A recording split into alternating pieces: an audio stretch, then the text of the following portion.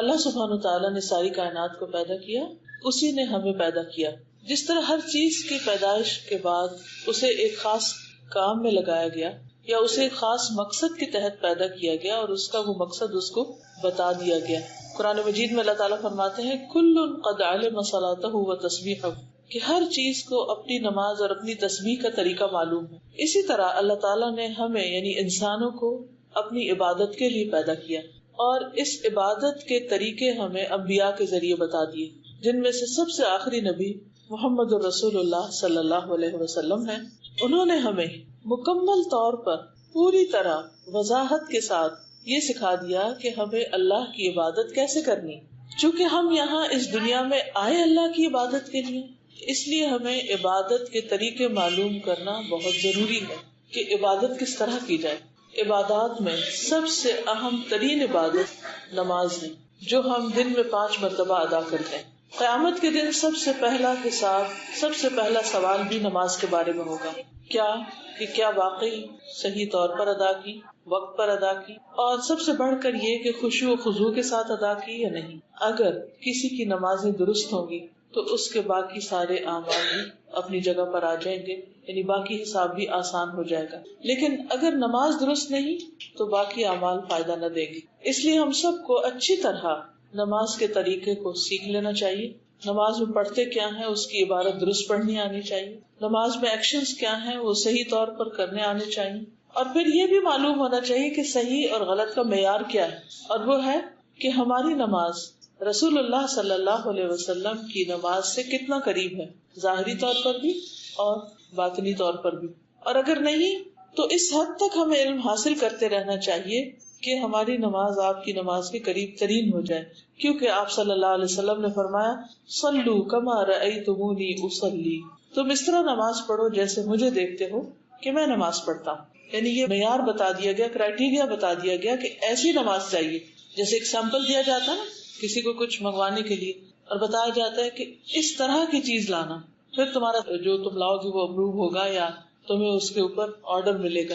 اگر وہ اس سیمپل کے مطابق نہیں چیز لاتا تو اس کا آرڈر کینسل کر دیا جاتا ہے یا اس کو دیا ہی نہیں جاتا. تو اس لیے ہم سب کو اپنی نمازوں کی فکر کرنی چاہیے اور انہیں مسلسل ساری زندگی اچھا بنانے کی کوشش کرتے رہنا چاہیے. اس معاملے میں کبھی بھی مطمئن نہیں ہو کے بیٹھ جانا چاہیے کہ میں نے نماز پڑھ لی یا مجھے آتی ہے یا میں ٹھیک ہی پڑھتا ہوں. نہیں، ہمیشہ فکر رہنی چاہیے کہ کہیں اس میں کوئی غلطی نہ ہو. کیونکہ قیامت کے دن جو کامیابی کا معیار ہے، یا کامیاب وہی ہیں جو نماز پڑھنے والے ہیں، نماز قائم کرنے والے ہیں، اور پھر نماز میں خشوع و خضوع اختیار کرنے والے ہیں.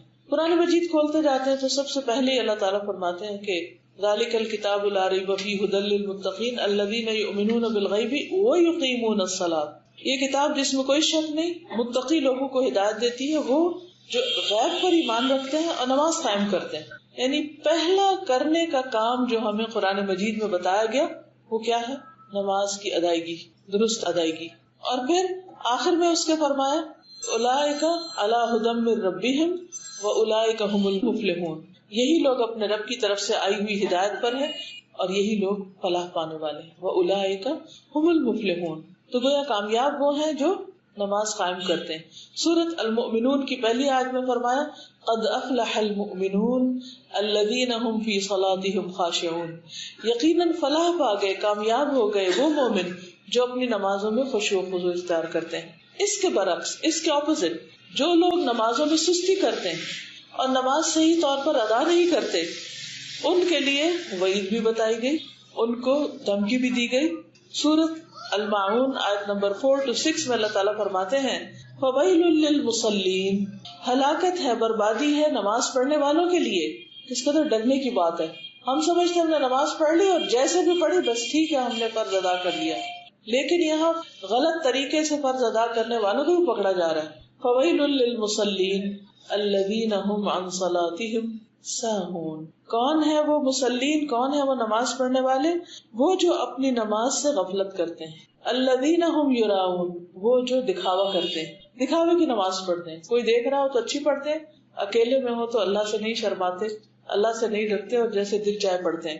قرآن مجید میں منافقین کی صفات بتاتے ہوئے اللہ تعالیٰ فرماتے ہیں وَإِذَا قَامُوا إِلَى الصَّلَاةِ قاموا کسالى کہ جب وہ نماز کے لیے کھڑے ہوتے ہیں سستی کے مارے کھڑے ہوتے ہیں. یعنی ان کی نمازوں میں کوئی چستی، کوئی ایکٹیونیس، کوئی شوق، کوئی محبت، کوئی روحانیت کچھ نہیں ہوتا. بس وہ جس سے فجر کی نماز ہے تو اٹھے، آدھی آنکھیں کھلی آدھی بند ہے، بس جلدی سے نماز پڑھ کے دوبارہ بستر میں. یہ کیسی نماز ہے؟ سستی کی نماز ہے. بھائی کس نے آپ کو کہا تھا رات اتنی دیر تک جاگو کہ تم صبح اٹھ نہ سکو اور تمہاری نماز میں کوئی چستی اور وہ خشوع و خضوع ہو ہی نہ. یہاں بھی یہ فرمایا یراؤن الناس، لوگوں کو دکھاوا کرتے ہیں. یعنی اگر اول تو نیک کام کرنے کو ان کو دل ہی نہیں چاہتا، اگر کرتے بھی ہیں تو دکھاوے کا کرتے. ولا یذکرون اللہ الا قلیلا، اور وہ اللہ کا ذکر نہیں کرتے، اللہ کو یاد نہیں کرتے مگر بہت تھوڑا. الا قلیلا یعنی ان کی نماز میں اللہ کی یاد نہیں ہوتی. یہ ہے ان کی مشکل. اور یہ منافقین کی بات بتائی گئی کہ وہ اپنی نماز میں اللہ کو یاد نہیں کرتے، کیونکہ اللہ سبحانہ وتعالیٰ نے ہمیں نماز ادا کرنے کا حکم اسی لیے دیا کہ ہم اللہ کو یاد کریں. قرآن مجید میں آتا ہے اقم الصلاۃ لذکری، نماز قائم کرو میری یاد کے لیے. اور اگر ہم اللہ ہی کو یاد نہیں کر رہے تو نماز قائم ہی نہیں ہوئی. تو ہم سب کو سوچنا چاہیے ہم اپنی نماز کس طریقے پر پڑھتے ہیں، کیا واقعی اس میں خشوع و خضوع ہے یا نہیں. تو آج میں انشاءاللہ چند باتیں اچھی نماز کے بارے میں کروں گی جس میں خصوصی طور پر خشوع و خضوع پایا جائے، کیونکہ نماز قائم کرنا ایک چیز ہے اور نماز میں خشوع اختیار کرنا دوسری چیز. اب سوال یہ پیدا ہوتا ہے کہ خشوع کا مطلب کیا ہے، یعنی نماز میں خشوع ہے کیا کہ جو ہمیں اختیار کرنا ہے. خشوع دراصل ایسی کیفیت کا نام ہے، ہمارے اوپر ایک ایسی کیفیت آتی ہے کہ دل عاجزی اور انکساری کے ساتھ اللہ رب العالمین کے سامنے کھڑا، کہ انسان دل کی عاجزی اور انکساری اور ہمبلنس کے ساتھ اللہ کے سامنے کھڑا ہو، کہ یہ محسوس ہو کہ بندہ اپنے عظیم الشان رب کے سامنے اپنی عاجزی کا اظہار کر رہا ہے کہ یار میں کچھ نہیں، I'm nothing، تو ہی ہے سب کچھ. ساری بڑائی تیرے لیے، ساری قدرت تیرے لیے، سارا علم تیرے پاس، میرے پاس تو کچھ بھی نہیں، میں تو ایک فقیر عاجز بندہ ہوں. اگر نماز کے اندر واقعی یہ عاجزی نظر نہیں آتی اور یہ کیفیت پیدا نہیں ہوتی کہ انسان کو اپنے کم ہونے اور رب کے عظیم ہونے کا احساس اور ہر چیز سے بڑھ کر عظیم ہونے کا احساس ہو، تو ایسی نماز میں خشوع نہیں ہوتا. اصل میں بات یہ کہ اللہ تعالیٰ نے جب ابلیس کو حکم دیا کہ وہ آدم کو سجدہ کرے تو اس نے انکار کر دیا، ابا واستکبر، اور تکبر کیا، وکان من الکافرین، اور انکار کرنے والوں میں شامل ہو گیا، اور پھر اللہ سبحانہ وتعالیٰ کو بلیم کرنے لگا. بہرحال اس کو غصہ اس بات کا تھا کہ یہ انسان جس کی وجہ سے میرا یہ مقام گر گیا، اب میں اس کو نہیں چھوڑوں گا. تو اللہ تعالیٰ سے اس نے فوراً مہلت مانگی کہ مجھے قیامت تک زندگی دی جائے تاکہ میں انسان اور انسان کی اولاد کو بھٹکاؤں. اور اسی موقع پر اس نے کہا تھا ثم لآتینہم من بین ایدیہم ومن خلفہم وعن ایمانہم وعن شمائلہم ولا تجد اکثرہم شاکرین. میں ان کے آگے سے بھی آؤں گا، ان کے دائیں طرف سے آؤں گا، ان کی بائیں طرف سے آؤں گا اور ان کے پیچھے سے آؤں گا، اور تو ان کی اکثریت کا شکر گزار نہیں پائے گا. اور یہ جو کیفیت ہے آگے سے آنے کی، دائیں بائیں پیچھے، یہ ہر نماز میں آپ محسوس کر سکتے کہ شیطان ہر طرف سے آ کے آپ کو مختلف طرح کے خیالات ڈالتا ہے. اب اچھا ہوتا کہ آپ شروع کیا، کوئی بات دل میں آئی، آپ نے اس کو جھٹکا اور پھر لگے پڑھنے، 2 لفظ ابھی پڑھے نہیں تو ایک اور بات آ گئی، اچھا اس کو جھٹکا نہیں تو دوسری ایک اور آ گئی، اس کو نہیں تو تیسری ایک اور آ گئی، اور اتنے میں آپ کے رکوع کا ٹائم ہو گیا، وہاں کچھ نئے سلسلے شروع ہو گئے، اور سجدہ کیا تو کچھ اور اس طرح انسان مسلسل ایک اسٹرگل میں اور ایک جدوجہد میں رہتا ہے، اور بعض اوقات تو اسے بھول بھی جاتا ہے کہ اس نے جدوجہد کرنی اور اس پر کیا کیا حملے ہو رہے ہیں، اور وہ اللہ کو نہیں یاد کر رہا، باقی دنیا کی ہر چیز کو یاد کر رہا ہے. تو یہ ایک بہت بڑا امتحان ہے ہم سب کے لیے.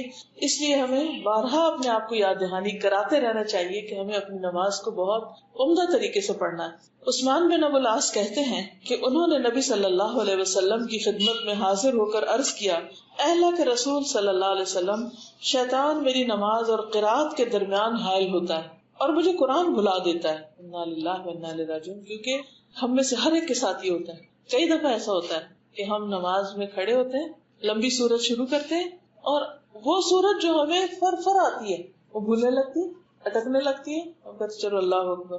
رسول اللہ صلی اللہ علیہ وسلم نے فرمایا، وہ شیطان ہے جسے خنزب کہا جاتا ہے.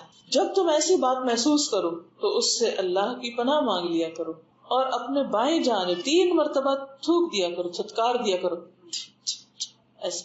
بس میں نے ایسے ہی کیا تو شیطان مجھ سے دور ہو گیا. اس کے بعد وہ نہیں بھولے. تو اس سے کیا پتہ چلتا ہے کہ شیطان تو آئے گا آگے سے پیچھے سے دائیں بائیں ہر طرف، لیکن ہمیں اس کے مقابلے کے لیے اپنے رب کی پناہ لینی، اپنے رب سے مدد لینی. دیکھیں کہ ایک ہوتا ہے وہ شخص جس کا آپ مقابلہ کر لیتے ہیں، ایک ہوتا ہے جس کا آپ نہیں کر سکتے، تو آپ کو دوسرے کی ہیلپ چاہیے تھی، مدد چاہیے تھی. تو بندوں میں سے تو کوئی نہیں شیطان کو پکڑ سکتا، اللہ ہی کو اس پر کنٹرول. تو انسان اللہ کی پناہ لے، اللہ کی مدد لے. اور نبی صلی اللہ علیہ وسلم کے بتائے ہوئے طریقے کے مطابق نماز کے اندر ہی 3 دفعہ بائیں طرف رک کر کے تھتکار دے تو وہ دور ہو جائے گا. نبی صلی اللہ علیہ وسلم نے فرمایا اس امت میں سب سے پہلے خشوع ختم ہوگا، حتیٰ کہ تمہیں ایک بھی خشوع والا آدمی نظر نہ آئے گا. یعنی اس طرح ختم ہو جائے گا خشوع نمازوں میں سے کہ لوگ نماز پڑھتے تو نظر آئیں گے، لیکن ان کو دیکھ کے یہ نہیں لگے گا یہ اللہ کے سامنے کھڑے ہیں. آپ کو معلوم ہے نا، ہم سب فارملی جا کے دن میں 5 بار اللہ سبحانہ وتعالیٰ کے سامنے کھڑے ہوتے ہیں. اللہ تعالیٰ کو معمولی ہستی تو نہیں، کسی بڑے انسان کے سامنے بھی جا کھڑے ہوتے ہیں تو ہمارے دل میں ڈر ہوتا ہے. اللہ کے سامنے اتنے نڈر ہو کے کھڑے ہوتے ہیں، کوئی خوف ہی نہیں ہوتا، کوئی فیلنگ ہی نہیں آتی. اور بس جیسے دل چاہتا کبھی اس ٹانگ پہ کھڑے ہو جاتے، کبھی اس پہ کھڑے ہوتے، کبھی کو جانے لگتے ہیں، دوپٹہ ہی بار بار ٹھیک کیے جاتے ہیں، کبھی کسی چیز کو دیکھنے لگتے ہیں، کبھی کچھ سننے لگتے ہیں، کبھی سوچنے لگتے ہیں وہ کس کے سامنے کھڑے ہیں، کیا حرکتیں ہو رہی ہیں. ہر محفل کی ایک تقاضا ہے نا. تو اسی طرح نماز کا بھی، اور نماز کے وقت اللہ کے سامنے کھڑے ہونے کا بھی ایک تقاضا ہے. پھر آپ دیکھیں کہ جو ہم سے مطالبہ کیا گیا خشوع کا، جس کا معنی ہوتا ہے دب جانا، جھک جانا، اپنی عاجزی اور انکساری کا اظہار کرنا، تو قرآن مجید میں خشوع کا لفظ کئی جگہ استعمال ہوا ہے. مثلا سورۃ طٰہٰ میں آتا ہے وَخَشَعَتِ الْأَصْوَاتُ لِلرَّحْمَٰنِ فَلَا تَسْمَعُ إِلَّا هَمْسًا، اور رحمان کے آگے سب آوازیں دب جائیں گی. یعنی اس وقت قیامت کے دن حقیقی معنی میں لوگ اللہ کے آگے دبے کھڑے ہوں گے. اس منظر کو یاد کر لیا کرے کہ قیامت کے دن میں کیسے کھڑا ہوں گا، کیا آج ویسے ہی ہو رہا. پھر اسی طرح پیغمبروں کی صفت یہ بتائی گئی وَيَدْعُونَنَا رَغَبًا وَرَهَبًا وَكَانُوا لَنَا خَاشِعِينَ، وہ ہمیں رغبت اور خوف سے پکارتے تھے اور وہ ہمارے لیے عاجزی کرنے والے تھے. اللہ کے جو مقرب نیک بندے ہوتے ہیں، پیغمبر ہوتے ہیں، ان کی نمازوں میں خشوع ہوتا ہے. اسی طرح سورۃ البقرہ میں فرمایا 45 وَإِنَّهَا لَكَبِيرَةٌ إِلَّا عَلَى الْخَاشِعِينَ، یہ نماز یقیناً بہت بھاری ہے، بہت بڑی ہے، مگر عاجزی کرنے والوں پہ نہیں. ان کو نماز مشکل نہیں لگتی، بلکہ وہ اس میں انجوائے کرتے، انہیں پتہ بھی نہیں چلتا کہ کتنا وقت گزر گیا. تو خشوع کا بیسیکلی مطلب ہے کہ اللہ کے سامنے نماز میں عاجزی سے کھڑے ہونا، پوری طرح ادب کے ساتھ، احترام کے ساتھ، فرما برداری کے ساتھ، کیونکہ اسی میں ہماری فلاح ہے، اسی میں ہماری کامیابی ہے. یہ کس وقت آتا ہے؟ یہ اس وقت آتا ہے جب انسان کو یہ یقین آ جائے کہ اللہ سبحانہ وتعالیٰ بڑا ہے، بہت بڑا، بہت عظیم ہے میرا رب، اور میں اس کے سامنے کوئی حیثیت نہیں رکھتا. اسی لیے قرآن مجید میں آتا ہے کہ جب اللہ تعالیٰ نے زمین و آسمان پہ پیش کیا یہ کلام تو انہوں نے اس کو اٹھانے سے انکار کر دیا. اور سورۃ الحشر آیت 21 میں آتا ہے لو انزلنا هذا القرآن على جبل لرأيته خاشعا متصدعا من خشية الله، اگر ہم اس قرآن کو کسی پہاڑ پر اتارتے تو یقیناً اللہ کے ڈر سے اسے پست ہونے والا، ٹکڑے ٹکڑے ہونے والا دیکھتے. اور یہ مثالیں ہم لوگوں کے لیے بیان کرتے تاکہ غور و فکر کریں کہ اللہ کا کلام پہاڑ میں تو اتنا بھاری تھا، اور ہم اللہ کا کلام پڑھتے ہیں، اللہ کے آگے کھڑے ہوتے، یعنی ہمارے کان میں جھونک نہیں ریگتے اور ہمارا دل ڈرتا ہی نہیں، اور اس کے اندر کسی قسم کی ہیبت اور خوف اور روب اللہ کا آتا ہی نہیں. اس کے مقابلے میں بندوں کا روب اور بندوں کا خوف زیادہ ہوتا ہے. لیکن جو ایمان والے ہوتے ہیں ان کا دل اللہ کا ذکر سنتے ہی کانپ اٹھتا ہے. جب وہ قرآن پڑھتے ہیں تو ان کے اندر ایک خاص کیفیت پیدا ہو جاتی. تو ہمیں ان کیفیات سے اپنے آپ کا جائزہ لینا چاہیے کہ کیا واقعی ہمارے اندر ایسی کیفیت پیدا ہوتی ہے. کیونکہ نماز ہو یا غیر نماز، اللہ سبحانہ وتعالیٰ نہ ہمارا لباس دیکھتا ہے، نہ ہماری شکلیں دیکھتا ہے، بلکہ وہ ہمارا دل دیکھتا ہے اور ہمارے اعمال دیکھتا ہے کہ ہم کرتے کیا. یعنی ہماری نماز کیسی ہے ظاہراً، اور ہمارے دل کی کیفیت کیا ہے. یعنی 2 چیزیں اللہ تعالیٰ دیکھتے ہیں. ایک ہمارا ظاہر کیسا، یعنی ایکشن کیسے کر رہے ہیں ہم، پراپر ہیں کہ نہیں، اور دوسرے یہاں کیا ہے، دل میں کیا ہے، اس کی کیفیت کیا ہے، کیا باتیں سوچ رہے ہیں ہم، خیالات کیا ہے نماز میں. اس لیے اس کی بہت حفاظت دونوں چیزوں کی کرنی چاہیے. بعض لوگ کہتے ہیں کہ ہم تو بہت دل لگا کے نماز پڑھتے ہیں، کیا فرق پڑتا باریک دوپٹے میں پڑھ لو، کیا فرق پڑتا آدھا سر ننگا ہو، کیا فرق پڑتا بار بار اسے ٹھیک کر لو. ٹھیک ہے، کپڑے تو خوبصورت پہن کے اللہ کے سامنے کھڑے ہونا چاہیے، ٹھیک ہے. قرآن مجید میں آتا ہے خذوا زینتکم عند کل مسجد، ہر نماز سے پہلے اپنی زیب و زینت اختیار کرو. لیکن اس کا یہ مطلب نہیں کہ اس قسم کی زیب و زینت جو نماز میں خلل ڈال دے، ایسا زیور ہو یا ایسا کپڑا ہو کہ جس کو پہن کے انسان سیلف کانشیس رہے اور نماز کی طرف توجہ نہ جائے یا نماز میں خلل ڈال دے تو وہ کس کام کا، جس نے ہمیں ہمارے رب سے دور کر دیا اور اللہ تعالیٰ تو وہ دیکھ بھی نہیں رہا، یعنی دیکھ نہیں رہا یعنی اس کو پسند بھی نہیں کہ جو چیز ہمیں اس کی راہ سے دور کرے۔ اب یہ ہے کہ جیسے پہلے بات ہوئی کہ اگر خشوع ہوتا ہے نماز میں تو کیا فائدہ ہے اور نہیں ہوتا تو نقصان کیا ہے، یعنی یہ نہیں کہ ہماری چوائس ہے، چاہے تو خشوع پیدا کریں نہیں تو نہ کریں، نہیں کریں گے تو اس کا بھی انجام آپ نے دیکھا کہ اللہ سبحانہ وتعالیٰ نے فرمایا فویل للمصلین الذین هم عن صلاتهم ساہون، اور دوسری طرف منافقین کی نماز کہ اذا قاموا الی الصلاۃ قاموا کسالى، اور پھر کامیاب لوگوں کی صفت کیا ہے الذین هم فی صلاتهم خاشعون۔ تو اس لیے اس کے بغیر چارہ نہیں کہ اگر ہم کامیاب ہونا چاہتے ہیں تو ہمیں یہ کام کرنا ہی کرنا ہوگا، لازمی طور پر کرنا ہوگا۔ جس سورۃ بنی اسرائیل میں اللہ سبحانہ وتعالیٰ اپنے خاص بندوں کی صفت بیان کرتے ہوئے فرماتے ہیں وَيَخِرُّونَ لِلْأَذْقَانِ يَبْكُونَ وَيَزِيدُهُمْ خُشُوعًا، کہ جب قرآن ان کے سامنے پڑھا جاتا ہے تو وہ ٹھوڑیوں کے بل گر جاتے ہیں۔ ٹھوڑیوں کے بل گرنے کا مطلب زمین پہ گرنا نہیں ہوتا، ٹھوڑی جب گرتی ہے تو یہاں لگتی یعنی جھک جاتے ہیں، وَيَبْكُونَ اور رونے لگتے ہیں نماز کے اندر، اور اس جھکنے اور رونے سے یزیدہم خشوعا ان کی نماز کا خشوع بڑھ جاتا ہے۔ تو اس سے آپ اندازہ کر سکتے ہیں کہ خشوع کہتے کس کو ہے۔ ایک ہے نماز کے اندر جھکاؤ، ایک ہم نماز پڑھتے یوں کر کے ادھر دیکھ رہے ادھر دیکھ رہے ہیں آنکھیں بند کر کے پڑھ رہے، اور ایک یہ ہے کہ ہم سر جھکائے ہوئے ہیں اور آنکھوں سے آنسو بھی آ جاتے ہیں۔ ہم گنے آج تک ہماری کتنی نمازوں میں آنکھوں سے آنسو آئے؟ کیا ہم دن میں کم از کم ایک نماز میں روتے؟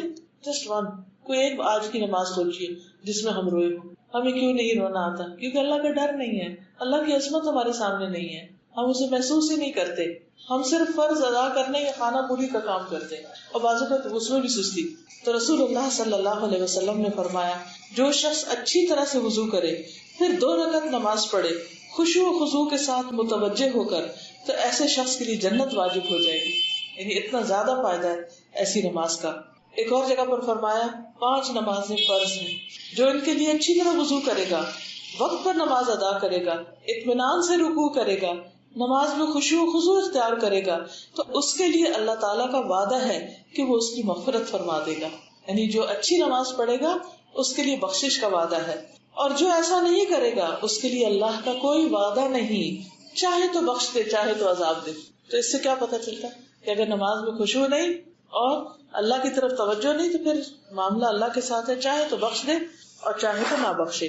پھر اسی طرح ابن کثیر کہتے ہیں نماز میں خشوع اس شخص کو حاصل ہوتا ہے جس کا دل نماز کے لیے فارغ ہو، یعنی دنیا کی باتیں چھوڑ کے نماز کی طرف توجہ کرے، نماز میں مشغول ہونے کے باعث باقی ہر چیز کا خیال چھوڑ دے کہ بھئی یہ تو میرا نماز ٹائم ہے، اب میں اور باتیں نہیں سوچ سکتا، اور نماز کو باقی سارے امور پر ترجیح دے، اس وقت اسے آنکھوں کی ٹھنڈک نماز میں حاصل ہوتی ہے، جیسے نبی صلی اللہ علیہ وسلم نے فرمایا کہ میری آنکھوں کی ٹھنڈک نماز میں رکھ دی گئی ہے، یعنی انہیں نماز پڑھ کے ایک خاص قسم کی تسکین حاصل ہوتی۔ اور ویسے ہمیں حکم کیا دیا گیا ہے کہ ہم عبادت کس طرح کریں؟ ان تعبد اللہ کأنک تراہ۔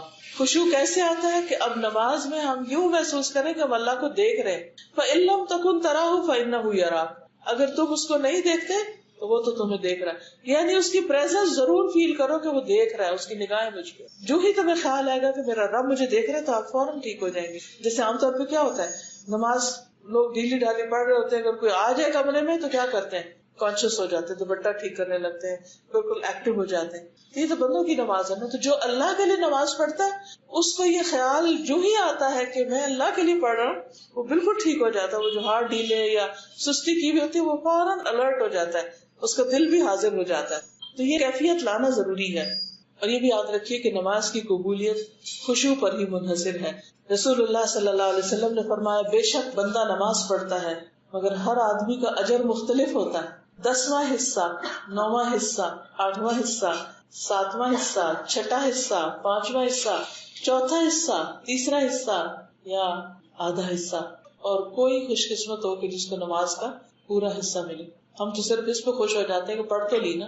اچھا یہ بھی عجیب بات ہے کہ ہم مثلا نماز پڑھنے لگے، اتنے میں کوئی آ گیا تو ہم عام طور میں کیا کہتے ہیں تم بیٹھو 2 منٹ میں نماز پڑھ کے آئے، جلدی سے وہ پڑھ کے آئے، یعنی تم میرے لیے امپورٹنٹ ہو اور اللہ تعالیٰ میں جلدی سے ذرا حاضری لگوا کے آؤں۔ ہماری نماز کیسی نماز ہوتی، کس قسم کی ہوتی کہ اللہ تعالیٰ کے لیے نہ آنے والا. اب ہمارے نان مسلم فرینڈس تو نہیں آتے ہمارے پاس، یہ گھر والے ہمارے مسلم ہی ہیں نا، لیکن آخر کیا وجہ کہ ہم میں سے ہر ایک یہی کہہ رہا نظر آتا ہے تم بیٹھو بس میں ابھی آئی اور 2 رکعتیں پڑھ کے بھاگ کے آؤں، حاضری لگوا کے آئی بس بیٹھو بیٹھو، اور پھر اس کے بعد گھنٹوں بیٹھتے ہیں، پھر بیچ میں نماز آ جائے پھر کیا کہتے ہیں 2 منٹ کی نماز، کیونکہ اللہ کی قدر نہیں ہے نا، اس کے مقابلے میں بندے زیادہ امپورٹنٹ ہیں. اور تقویٰ اور خشوع کہاں ہے؟ دل کے اندر ہوتا ہے. ایک صاحب علم نے کسی کو کندھے جھکائے دیکھا تو سینے کی طرف اشارہ کرتے ہوئے کہا اے فلاں خشوع یہاں ہوتا ہے نہ کہ کندھوں میں. کیا مطلب؟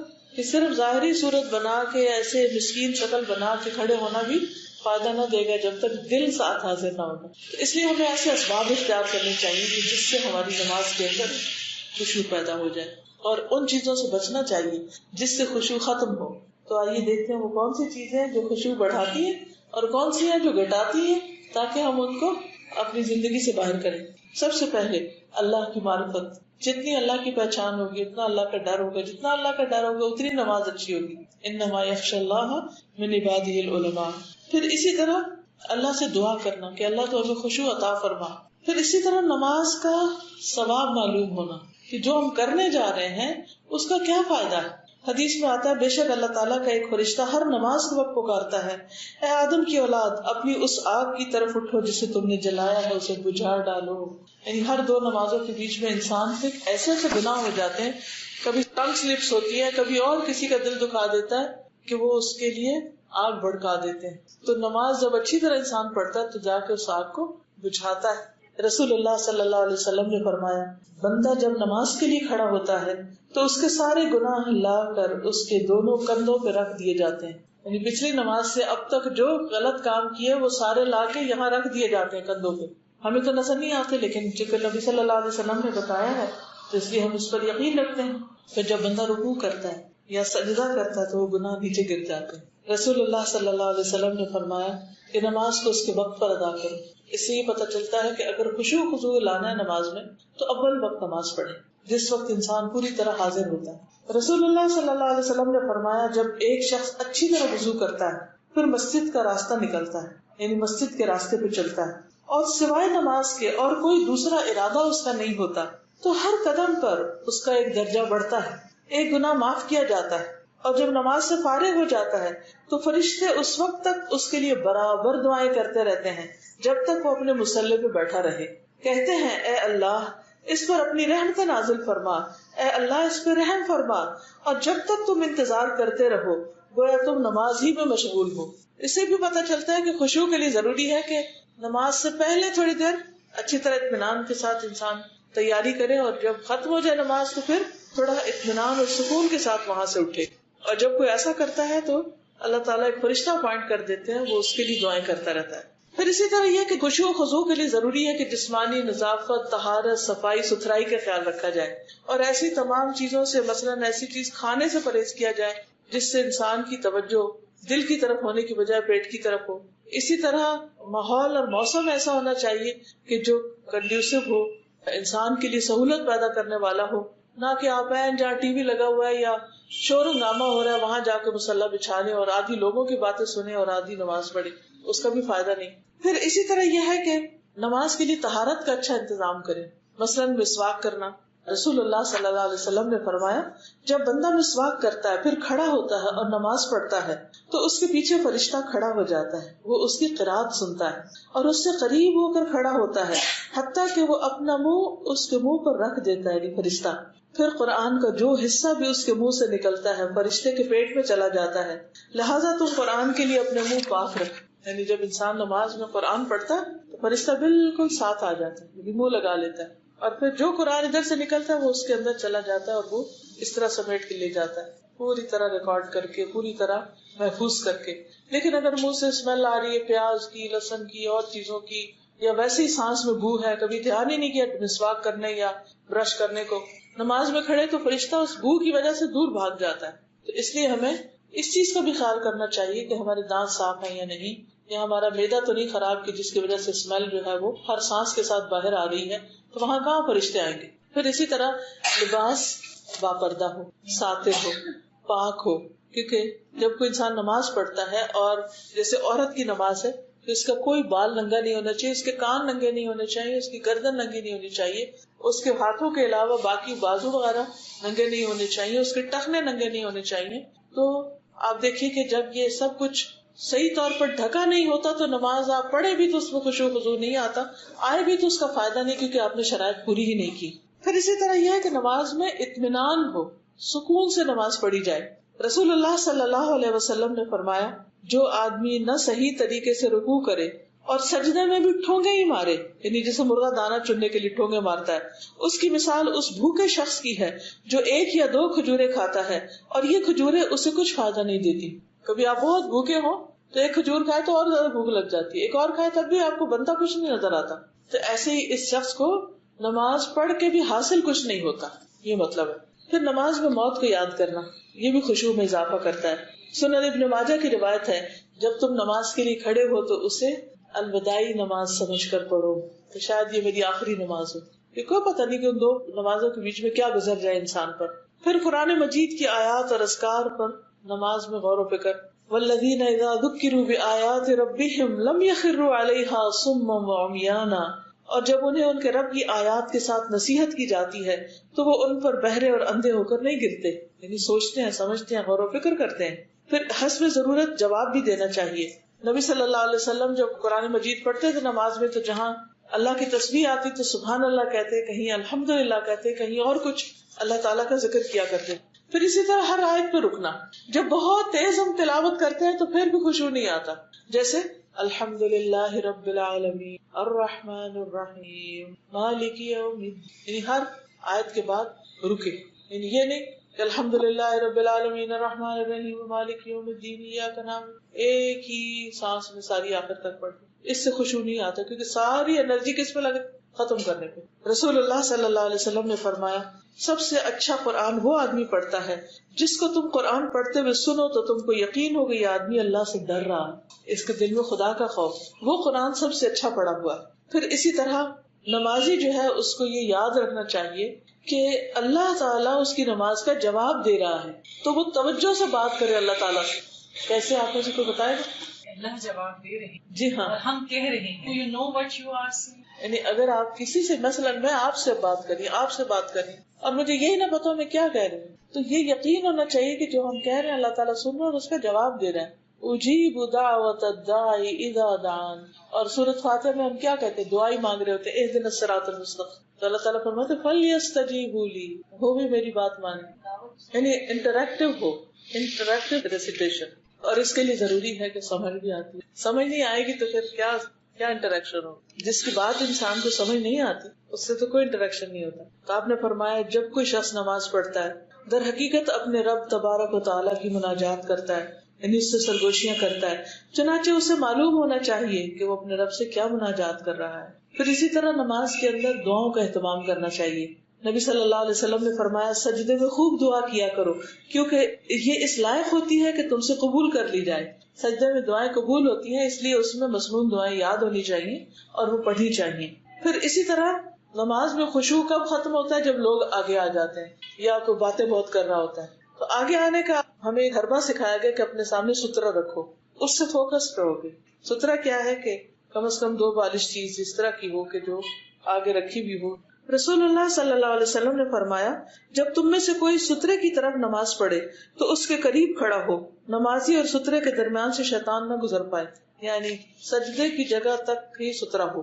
یعنی یہ نہیں کہ میں نماز یہاں پڑھی تو میں کہوں اچھا وہ جو کرسیاں پڑھی ہیں وہ میرا سترا ہے, یہ نہیں ہوتا. سترا جہاں جہاں نماز کی حد ختم ہو رہی ہے وہیں پر سترا رکھا ہونا چاہیے. پھر اسی طرح یہ ہے کہ تشہد میں انگلی پر نظر رکھنا, عام نمازوں میں سجدے کی جگہ پر نظر رکھنا یعنی رکوع قیام وغیرہ کے وقت, اور جب اتحیات ہو تو اس انگلی پہ نظر رکھنا جو ہل رہی ہو. حدیث میں آتا ہے کہ آپ صلی اللہ علیہ وسلم کی نظر آپ کے اشارے سے آگے نہیں بڑھتی تھی, یعنی اتحیات میں آپ کی نظر انگلی پہ ہوتی تھی اور اس سے آگے یوں نہیں جاتی تھی یا ادھر ادھر نہیں دیکھتے تھے. اس سے بھی خشوع میں انشاءاللہ اضافہ ہوگا. پھر سورتوں اور آیتوں اور اذکار کو عدل بدل کے پڑھنا, ہر نماز میں قل واللہ نہ پڑھنا, وہ بھی پڑھ لیں بے شک, وہ بہت ہی زبردست صورت ہے, کیوں منع کروں میں, ضرور پڑھیں, لیکن اس کے ساتھ ساتھ اور صورتیں بھی پڑھے. نبی صلی اللہ علیہ وسلم کا طریقہ کیا تھا؟ نماز فجر میں آپ طوال مفصل صورتیں پڑھتے، سورۃ قاف سے سورۃ زلزال. نماز ظہر اور عصر کی پہلی 2 رکعت میں 15 سے 30 آیتیں پڑھتے تھے. نماز مغرب میں قصار مفصل چھوٹی صورتیں پڑھتے جیسے سورۃ المرسلات.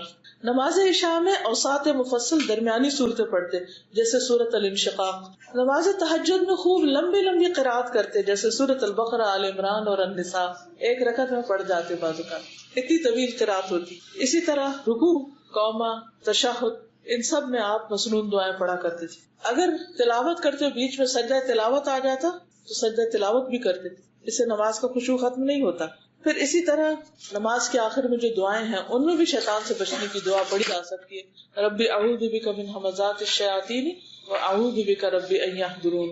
پھر نماز کے بعد انسان غور کرے کہ کیا میری نماز میں خشوع تھا، اور اس کے لیے اسی جگہ بیٹھ کے کچھ ذکر اذکار کرے جو مسنون ہے. نبی صلی اللہ علیہ وسلم یہ دعا مانگا کرتے تھے، اللہم اعنی علی ذکرک و شکرک و حسن عبادتک. اے اللہ تو میری مدد فرما اپنے ذکر پر، اپنے شکر پر اور خوبصورت عبادت پر، کہ میں جو بھی عبادت کروں وہ بہت ایکسیلنٹ ہو. کئی لوگوں کو آپ نے دیکھا ہوگا کہ وہ گھر بناتے ہیں تو صاف ستھرا خوبصورت، کپڑا پہنتے ہیں تو بہت زبردست، ہر چیز ان کی بہت طریقے سے ہوتی. ایسے لوگوں کو چاہیے کہ اپنی نماز بھی بہت خوبصورت بنا لیں. پھر اسی طرح کچھ چیزیں جو نماز میں خلل ڈالتی ہیں ان سے بچنا چاہیے. مثلا اگر آپ کو وضو ٹوٹنے والا ہے تو آپ کے نہیں میں نماز پوری کر لوں اور آپ کو واش روم جانا ہے اور واش روم جانے کے بجائے آپ مصلے پہ آ کے کھڑے ہو جائیں کہ جلدی سے میں سنت پڑھ کے پھر چلی جاؤں گی تاکہ دوبارہ وضو نہ کرنا پڑے، تو یہ چیز بھی خشوع میں خلل ڈالتی ہے. کتنی دیر لگے گی؟ اگر ہم غور کریں نماز کے علاوہ وضو بہت مشکل کام ہے. اگر ہم غور کریں تو کتنی دیر لگتی ہے اور اس کے فائدے کتنے ہیں. سارا گرد و غبار دل جاتا، سارے مسام کھل جاتے ہیں. یعنی کتنی اللہ کی رحمت ہے کہ اس نے ہمارے لیے ایک ایسا طریقہ رکھا، ورنہ ہم خود تو ایجاد نہ کر پاتے. پھر اسی طرح یہ ہے کہ جب بھوک لگی ہو، کھانا سامنے تو پھر بھی نماز نہ پڑھے، کیونکہ سارا دھیان کس میں ہوگا کہ جو دوسرے کھا رہے ہیں وہ میرے سے کبھی کھا جائیں گے، اور وہ پریشانی کی حالت میں رہے اور نماز میں توجہ نہ کرے. آپ نے فرمایا لا یصلی بحضرۃ الطعام، کھانے کی موجودگی میں نماز نہ پڑھی جائے. پھر یہ دیکھنا چاہیے انسان کو کہ وہ کون سی چیز ہے جو مجھے نماز میں مشغول کر رہی، تو ایسی چیزوں سے بچنا چاہیے. جیسے سامنے اگر کوئی کارپیٹس ہیں یا کوئی ایسے کڑھائی والی چیزیں ہیں، کوئی کوشنز ہیں جن میں کوئی امبرائڈری ہوئی بھی ہے اور آپ اسی زگ زیگ میں کھو جائیں کہ یہ کیا بنا ہوا ہے، تو ان چیزوں کو ہٹا دینا چاہیے. پلین جائے نمازیں ہونی چاہیے. حضرت عائشہ کے پاس ایک رنگین باریک پردہ تھا جسے انہوں نے اپنے گھر کے ایک طرف پردے کے لیے لٹکا دیا. آپ صلی اللہ علیہ وسلم نے فرمایا میرے سامنے سے اپنا یہ پردہ ہٹا دو، کیونکہ اس پر نقش شدہ تصاویر برابر میری نماز میں خلل انداز ہوتی رہی. یعنی قبلہ رخ کوئی ایسی تصویر نہیں ہونی چاہیے کہ جس سے نماز میں خلل پڑے. پھر اسی طرح خود اپنے کپڑے بھی ایسے نہیں پہنے ہونے چاہیے کہ جس سے نماز میں خلل ہو. نبی صلی اللہ علیہ وسلم نے ایک دھاری دار چادر میں نماز پڑھائی، اس کے نقش و نگار نے مجھے غافل کر دیا. آپ نے فرمایا اسے لے جا کر ابو جہم کو واپس کر دو اور ان سے سادی چادر لے آؤ. اس سے کیا پتہ چلتا ہے کہ نماز میں ایسے کپڑے نہ پہنے جائیں کہ جن سے نماز سے دھیان ہٹ کے تو اس کپڑے یا اس کے اندر جو پھول بوٹے بنے ہوئے ان میں غور و فکر میں نماز ساری چلی جائے. پھر اسی طرح یہ ہے کہ آپ صلی اللہ علیہ وسلم نے فرمایا سونے والے اور باتیں کرنے والے کے پیچھے نماز نہ پڑھو. کیونکہ آپ دیکھیں نا امام صاحب کھڑے ہیں، وہ باتیں کر رہے ہیں، مقتدی پیچھے کھڑے ہیں، وہ چپ ہو تو پھر یہ نماز شروع ہو. اب ان کو دیکھ دیکھ کے ان کا بھی موڈ بگڑ چکا ہوگا، تو وہ پھر نماز کا خشوع متاثر ہوتا ہے. ہر کام اپنی جگہ پر اور اپنے وقت میں ہونا چاہیے. پھر اسی طرح یہ ہے کہ سونے والا یعنی جس کو ہوش ہی نہیں ہے، کوئی نشے میں ہے یا ویسے سو رہا ہے تو اس کو پتہ ہی نہیں ہوگا وہ کیا بول رہا ہے، تو وہاں بھی نماز منع کی گئی. پھر نماز کے دوران کنکریاں نہیں سیدھی کرنی چاہیے، یہ جا نماز بار بار طے نہیں کرنی چاہیے، یہ دوپٹہ یا جراب یا کپڑا ان چیزوں سے بے نیاز ہو کے نماز پڑھنی چاہیے، کیونکہ یہ بھی خشوع خضوع میں خلل ڈالتی. پھر بہت اونچی تلاوت نہیں کرنی چاہیے اور بہت دل میں نہیں کرنی چاہیے.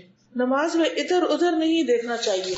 رسول اللہ صلی اللہ علیہ وسلم نے فرمایا جب بندہ نماز میں ہو تو اللہ تعالیٰ اس کی بات سننے کے لیے متوجہ رہتا ہے جب تک کہ بندہ ادھر ادھر نہ دیکھے، اور جب بندہ ادھر ادھر دیکھنے لگتا ہے تو اللہ تعالیٰ اس سے توجہ ہٹا لیتے ہیں. کتنی بڑی محرومی. حضرت عائشہ رضی اللہ تعالیٰ عنہا نے نماز میں ادھر ادھر دیکھنے والے کے بارے میں پوچھا. آپ نے فرمایا یہ تو چوری ہے جو شیطان بندے کی نماز سے لے لیتا ہے. پھر آسمان کی طرف نظر اٹھا کے نماز پڑھنا. رسول اللہ صلی اللہ علیہ وسلم نے فرمایا جب تم میں سے کوئی نماز میں ہو تو اپنی نگاہ آسمان کی طرف مت اٹھائے، خطرہ ہے کہ اسے اچک نہ لیا جائے. تو منع کیا کہ تمہارا ہونا چاہیے، لیکن اس میں حکمت ضرور کوئی ہوگی، وہ انسان غور و فکر کرے پڑھے تو بات سمجھ میں آ جاتی ہے. یعنی آپ بڑے کے سامنے ویسی نظریں کھاتے ہیں نہ، بڑے اوپر اٹھ کے آپ نماز پڑھتے ہیں. پھر یہ ہے کہ نماز میں ہر جگہ نہیں تھوکنا چاہیے. پھر نماز میں جلدی نہیں ہونی چاہیے. جلدی جو ہے یہ خشوع و خضوع کے خلاف ہے. پھر نماز میں جمائیاں لینا، بلا وجہ چھینکے مارنا اور کھانسی کھانسنا. ہم کسی مجلس میں ہوتے ہیں انسان کی تو کھانسی کنٹرول کرتے کیوں؟ ہاں، اور یہ کہ دوسرے کی جس کے پاس بیٹھے اس کے لیے ٹھیک نہیں. تو یا تو ہم کسی سے پھر ملتے نہیں اس دوران جب ہمیں کھانسی ہو، یا پھر اگر ملے تو ہم سوری کرتے ہیں، معذرت کرتے ہیں اور ایک طرف جا کے کھانس لیتے ہیں. کیوں؟ اس کے احترام میں. اسی طرح اللہ تعالیٰ کا اتنا بھی احترام نہیں کہ ہم نماز میں پڑھیں اور کھانسی نہیں بھی آ رہی تو کھانس رہے. تو یہ سب شیطانی حربے ہوتے ہیں جو ہمیں ہمارے مقصد سے ہٹانا چاہتا ہے، یعنی اللہ کی یاد سے. پھر اسی طرح جمائی آ رہی ہے تو اس کو حق الوسع روکنا چاہیے. پھر نماز میں کولے پہ ہاتھ رکھ لینا، یعنی بجائے اس کے کہ انسان اپنے سینے پر ہاتھ باندھے یا رکوع پراپر طریقے سے کرے، وہ کیا کرے؟ یوں کر کے کھڑا ہو جائے. یہ کولے ہوتے ہیں، ان پہ ہاتھ رکھ کے کھڑا ہو جائے. یہ ایک بہت ریلیکسنگ پوزیشن ہوتی ہے، تو نماز میں اس طرح کرنے سے منع کیا گیا. پھر جانوروں کی مشابہت اختیار کرنا. آپ صلی اللہ علیہ وسلم فرمایا کہ کوئی کتے کی طرح نماز میں پڑھے کہ اس کے ہاتھ آگے زمین کے ساتھ پورے ایسے لیٹے ہوئے، یعنی اٹھائے، کیونکہ جب لیٹ کے پڑھتے ہیں تو وہ خوشبو ہی نہیں آتا پوری طرح. اسی طرح فرمایا کہ نماز میں کوے کی طرح ٹھونگے مارنے سے یا جانور کی طرح پھیل کر بیٹھنے سے، یا کہ کوئی شخص مسجد میں کسی جگہ خاص کر لے جیسے کہ اونٹ خاص کر لیتا ہے، تو یہ بھی طریقہ درست نہیں. ایک ہی جگہ نماز پڑھنا، ایک ہی شخص کے ساتھ نماز پڑھنا، اس سے منع کیا گیا ہے. جگہ بدلنی چاہیے. پھر اسی طرح ابو ہریرہ کہتے ہیں کہ مجھے میرے دوست رسول اللہ صلی اللہ علیہ وسلم نے 3 چیزوں کی وصیت کی اور 3 سے منع کیا. نمبر 1 مرغ کی طرح ٹھونگے مارنے سے کہ نماز جلدی پڑھنے سے. نمبر 2 کتے کی طرح پاؤں آگے پسار کر بیٹھنے سے. اور نمبر 3 لومڑی کی طرح بار بار ادھر ادھر دیکھنے سے. سب جانوروں سے تشبیہ دی گئی. پھر آپ دیکھیے کہ جو خشوع ہے اس سے انسان کے اندر آخرت کی فکر پیدا ہوتی ہے اور اس کی عبادت جب وہ قبول ہونے لگتی ہے تو وہ دنیا کے بہت سے جھنجھٹوں سے آزاد ہو جاتا ہے. اور اصل بات یہ کہ انسان کو اللہ سبحانہ تعالیٰ سے خوب خوب دعا کرنی چاہیے، کیونکہ دل ہمارے ہاتھ میں نہیں، دل اللہ کے ہاتھ میں ہے. اور اگر وہ ان کو سیدھا رکھے گا تو انشاءاللہ ہم بھی سیدھے رہیں گے. لیکن اس کے لیے ہمیں اپنی تڑپ ظاہر کرنی چاہیے کہ اللہ میں پڑھنا چاہتی ہوں اس طرح جیسے تو پسند کرے، تو مجھے وہ سکھا دے. انشاءاللہ اللہ تعالیٰ سکھا دے گا. اسی طرح دعائیں مانگنی چاہیے. کچھ اور دعائیں ہیں. ایک حدیث میں آتا ہے کہ نبی صلی اللہ علیہ وسلم اس طرح دعا مانگتے: اللہم انی اعوذ بک من علم لا ينفع ومن قلب لا يخشع ومن نفس لا تشبع ومن دعوت لا يستجاب لها.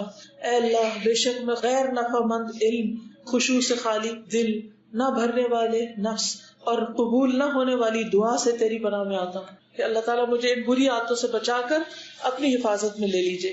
ایک اور دعا ہے: رب اعنی ولا تعن علی وانصرنی ولا تنصر علی وامکر لی ولا تمکر علی واہدنی ویسر الہدی الی وانصرنی علی من بغی علی رب اجعلنی لک شاکرا لک ذاکرا لک راہبا لک مطواعا لک مخبتا الیک اواہا منیبا رب تقبل توبتی واغسل حوبتی واجب دعوتی وثبت حجتی واہد قلبی وسدد لسانی وصل سخیمت قلبی.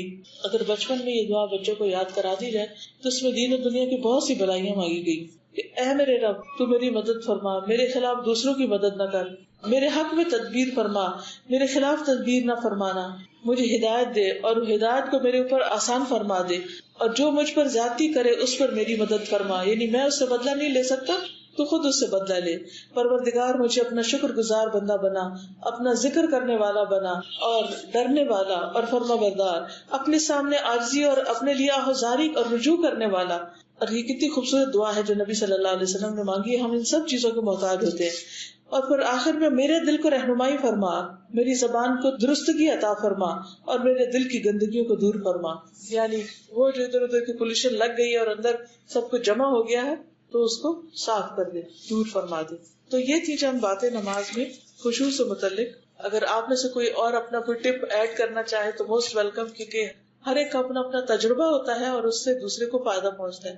تو کوئی بتانا چاہے تو موسٹ ویلکم. میں سب سے پہلے حیران ہوئی بات ہوں آج سے 19 سال امام صاحب دعا کروا رہے تھے اور وہ رو رہے تھے. انتہائی بد مزہ ہو. یہ کیوں رو رہے ہیں؟ کوئی مر گیا ہے، کسی کی دعا کروا رہے ہیں، کیا وجہ ہے؟ نہیں سمجھ آیا. دوسری بار میں حج پر گئی، میدان عرفات پورا خطبہ سنا. اب وہ انوائرمنٹ ایسا ہوتا ہے، وہ ماحول ایسا ہوتا ہے، وہ تو اور کیفیت. اپنے گناہوں کی وجہ سے تو رونا آیا، پر وہ جو دعا مانگ رہے تھے وہ نہیں سمجھ آئے کہ یہ جو رو رہے ہیں یہ کیا کہہ کے رو رہے ہیں. پھر میں ابھی کچھ عرصے پہلے پھر عمرے کے لیے گئی، تو جب وہ روئے تو میں بھی روئی. لیکن اب جب انہوں نے پڑھا تو مجھے سمجھ آیا. پھر پتا چلا کہ دل اللہ نرم کیسے کر. جب ہم کوئی آیت پڑھتے ہیں اور اس پر عمل نہیں کر رہے ہو یا ویسے نہیں ہوتے تو انسان اپنی نظروں کو توڑ رہا ہوتا ہے. بالکل دودھ کا دودھ اور پانی کا پانی. اب یہ ہے اللہ بہتر جانتا ہے. میں نہیں سمجھتی کہ اللہ شاید کچھ نہیں گزارتا ہوں. کوئی نہ کوئی آیت، کوئی نہ کوئی بات، کہیں نہ کہیں آنکھ میں. جب کوئی دوست ہے اس سے بات کرنے، کوئی ہمسایہ ہے اس سے بات کرنے، لوگ سندھ میں رہتے ہیں سندھی لوگوں سے بات کرنے، کسی کے پنجابی دوست ہے اس سے بات کرنے کے لیے ہم کوشش کرتے ہیں کہ تھوڑی بہت اس کی زبان سیکھ لیں تاکہ جب ہم آپس میں گپ شپ کریں تو تھوڑا مزہ آئے. ہم continuously 5 times a day we are talking with the God. ہم اللہ سے بات کر رہے ہوتے ہیں اور اپنی ہی دعا مانگ رہے ہیں. ہمیں پتہ ہی نہیں ہے ہم کیا مانگ. ہمارا یہ المیہ ہے کہ ہمیں یہ تو تھوڑی بہت کوشش ہو جاتی ہے کہ جی ہم اسکول پیرنٹس میٹنگ میں جائیں گے، نہیں بھی تھوڑی سی پہلے انگلش کا کوئی کورس کر لیں تاکہ جب ٹیچر پیرنٹس میٹنگ ہو تو ہمیں تھوڑی سی جی ہماری عزت میں کمی آ جائے کہ اس کی ماں انگلش ہی نہیں بول سکتی یا پراپر اردو کا ایکسنٹ ہی نہیں اچھا. ہم کوشش کرتے ہیں. میں سب سے یہی کہوں گی کہ پلیز تھوڑی سی ایفرٹ اللہ کے کلام کو جاننے کی، اللہ کی زبان کو جاننے کی. کیا ہمیں شوق نہیں ہے اس سے بات کریں؟ ہمارا وہ دوست بھی ہے نا، ہمارا مالک بھی ہے، ہمارا خالق بھی ہے. ہم اس کی زبان کیوں نہیں جانتے؟ اب دیکھیے کہ ہفتے میں ایک دفعہ بھی اگر آپ ٹائم نکالیں، دنیا کے سارے کام کرتے رہتے ہیں، ایک دفعہ بھی ٹائم نکالیں، کرتے کرتے ڈاؤن دا روڈ 3-4 سالوں میں آپ اچھا بھلا قرآن سمجھنے لگتے ہیں اور نمازوں کی حالت ہی بدل جائے گی. یقین مانیے 2 سال بعد ہے اور مجھے اپنی اس کیفیت سے رونا آیا کہ مجھے کچھ تو سمجھ آیا. آج انشاءاللہ آپ کو ایک عربی کی ایک نظم ہے جس کا ترجمہ بہت ہی زبردست اور میننگ بہت اس کے اچھے ہیں. آپ سب کو ایک ایک پیپر دیتی ہوں، اپنے گھر لے جائیے اور اس کو سنبھال کے رکھیے، اور جب دل ذرا سخت ہونے لگے یا غافل ہونے لگے تو اس کو پڑھ لیجیے. تو یہ آپ سب کو تقسیم کر دیجیے. بڑے بڑے اور اس پہ وہ روتے ہیں اس میں کانسنٹریشن اور ان کی جو کتنی خوبصورت تلاوت ان سے تو یاد بھی نہیں آتا، معنی بھی سمجھتے ہیں اور پھر جب قرآن میں جب اس کو ڈسائڈ کرتے ہیں تو خوشی بھی بڑا نصیب ہے. تو یہ بھی ہے کہ میری سب سے ہے کہ سنیں ضرور تلاوت. بالکل. اچھا یہ میرا کوشچن ہے کتنی آواز سے اجازت ہے کہ اگر کوئی ڈسٹرب نہ ہو رہا ہو تو پھر ذرا اونچی اتنا کہ آپ کے کان اپنے سن لیں. سب کو مل کے آپ میں سے جن لوگوں نے قرآن کا ترجمہ پڑھ لیا ان کے لیے ترجمہ بھی کچھ مشکل نہیں ہے. اذا ما قال لی ربی اما استحییت تعصینی، جب میرا رب مجھ سے پوچھے گا کیا میری نافرمانی کرتے ہوئے تمہیں حیا نہ آئی. اللہ تعالیٰ قیامت کے دن پوچھے گا کہ جب تم میری بات نہیں مانتے تھے تو تمہیں شرم نہیں آتی تھی. وَتُخْفِ الذَّنبَ عَنْ خَلْقِي وَبِالْعِصْيَانِ تَأْتِينِي، تم میری مخلوق سے اپنے گناہ چھپاتے تھے اور نافرمانی کر کے میرے پاس آتے ہو. یعنی بندوں سے تو تم ڈرتے ہو، ان سے تو حیا کرتے ہو، ان سے چھپ کے گناہ کرتے ہو، تم مجھ سے نہیں حیا کرتے، مجھ سے نہیں ڈرتے. فَكَيْفَ أُجِيبُ يَا وَيْحِي وَمَنْ ذَا سَوْفَ يَحْمِينِي، پھر کیسے میں جواب دوں گا، ہائے افسوس مجھ پر، کون مجھے بچائے گا. ومن اور کون، ومن ذا سوف یحمینی. اسلی النفس بالآمال من حین الی حین، میں وقتاً فوقتاً اپنے دل کو آرزوؤں کے ساتھ تسلی دیتا ہوں. نہیں کوئی نہیں، سب ٹھیک ہو جائے گا، اور باقی لوگ بھی کرتے ہیں، اور تم نے اتنے اچھے اچھے کام بھی تو ساتھ کیے ہوئے ہیں، کیا ہوا اگر تم نماز نہیں پڑھتی یا نماز میں تمہارے خشوع و خضوع نہیں، فکر کی کیا بات ہے. تو اپنے آپ کو میں تسلی دے دیتا ہوں. وَأَنْسَى مَا وَرَاءَ الْمَوْتِ مَاذَا بَعْدُ تَكْفِينِي، اور میں بھول جاتا ہوں کہ موت کے بعد کیا پیش آنے والا ہے، میرے دفنانے کے بعد کیا ہونے والا ہے. یعنی جب مجھے کفن دفن کر دیا جائے گا تو اس کے بعد میرے ساتھ کیا پیش آئے گا. آپ کو معلوم ہے کہ قبر میں جب انسان جاتا ہے تو اس کا رنگ کس طرح تبدیل ہوتا ہے. یعنی مردہ آپ دیکھیں کہ پلاہٹ ہوتی ہے اس پہ، پھر وہ نیلا ہونے لگتا ہے، پھر کالا ہونے لگتا ہے، پھر اس کے جسم میں گیسز بھر جاتی ہے، پھر ایک ایک چیز پھٹنے لگتی ہے، پھر دانت جھڑ جاتے ہیں، ہڈیاں نکل آتی ہیں، آنکھیں بہہ جاتی ہیں، ناک بھر جاتی ہے، بال سارے اکھڑ جاتے ہیں، الگ ہو جاتے ہیں، اور انسان کا حلیہ خراب ہو جاتا ہے. تو وہی کہتے ہیں کہ تم موت کے بعد جو پیش آنے والا ہے اس کو بھول گئے، اس کو کیوں بھول جاتے ہو؟ کأنی قد ضمنت العیش لیس الموت یأتینی، گویا کہ مجھے زندگی کی ضمانت دی گئی ہے، یعنی میں اس طرح دنیا میں ٹھاٹھ سے رہ رہا ہوں جیسے میں نے ہمیشہ ہی زندہ رہنا ہے، اور موت مجھے آنی ہی نہیں. لیکن موت تو آنی ہے. وجاءت سکرۃ الموت الشدیدۃ من سیحمینی، اور آ گئی موت کی سختی، شدید بے ہوشی، الشدیدۃ شدید، اور جب موت کی شدید ترین بے ہوشی آ پہنچی، من سیحمینی، تو کون مجھے بچائے گا؟ جب موت آ پکڑتی ہے تو کوئی چھڑا سکتا اسے؟ کوئی بھی نہیں چھڑا سکتا. نظرت الی الوجوہ الیس منہم من سیفدینی، میں نے لوگوں کے چہروں کی طرف دیکھا، یعنی میں مر رہا تھا، موت نے مجھے پکڑ لیا اور میں سب کو دیکھ رہا تھا، کیا ہے ان میں سے کوئی ایک جو مجھے چھڑا لے؟ ان میں سے کون مجھے چھڑائے گا؟ کوئی بھی چھڑانے والا نہیں آتا. سأسأل ما الذی قدمت فی دنیایا ینجینی، ان قریب مجھ سے سوال کیا جائے گا میں نے اپنی دنیا میں آگے کیا بھیجا ہے جو مجھے نجات دے، کیا نیک عمل کر کے آیا ہوں دکھانے کے لیے. فکیف اجابتی من بعد ما فرطت فی دینی، اس سوال کا میں کیسے جواب دوں گا جبکہ میں نے اپنے دین میں کوتاہی کی ہوگی. اگر دین پر میں نہیں چلا، دین کو پڑھا ہی نہیں، سمجھا ہی نہیں، عمل ہی نہیں کیا، کیا جواب دوں گا اپنے رب کو. وَيَا وَيْحِي أَلَمْ أَسْمَعْ كَلَامَ اللَّهِ يَدْعُونِي، اور افسوس مجھ پر، کیا میں نے اللہ کا کلام نہ سنا جو مجھے اپنی طرف بلاتا تھا. یعنی قرآن کہتا نا یا ایھا الذین آمنوا یا ایھا الناس، بلا رہا ہے قرآن ہمیں، اور ہم کھولتے ہی نہیں، پڑھتے ہی نہیں، سنتے ہی نہیں، سمجھتے ہی نہیں. کیا جواب دیں گے کہ ہم نے قرآن کی کوئی پکار نہیں سنی. الم اسمع لما قد جاء فی قاف و یاسین، کیا میں نے سنا نہیں تھا جو سورۃ قاف اور یاسین میں کہا گیا، یعنی اس میں موت کا ذکر آتا ہے. الم اسمع بیوم الحشر یوم الجمع والدین، کیا میں نے یوم حشر کے بارے میں نہیں سنا جو لوگوں کے جمع ہونے اور جزا و سزا کا دن ہے. اس میں تو سب لکھا ہوا تھا کیا ہونے والا ہے. الم اسمع منادی الموت یدعونی ینادینی، کیا میں نے موت کے منادی کو نہیں سنا جو مجھے پکارتا اور آواز دیتا ہے. آپ کو معلوم ہے نا کہ ہر روز قبر انسان کو پکارتی کہ میں مٹی کا گھر ہوں، میں کیڑوں کا گھر ہوں، میں اندھیرے کا گھر، تو نے میرے پاس آنا ہے، اس کی تیاری کرو. لیکن ہم میں سے کتنے لوگ ہیں جو روز قبر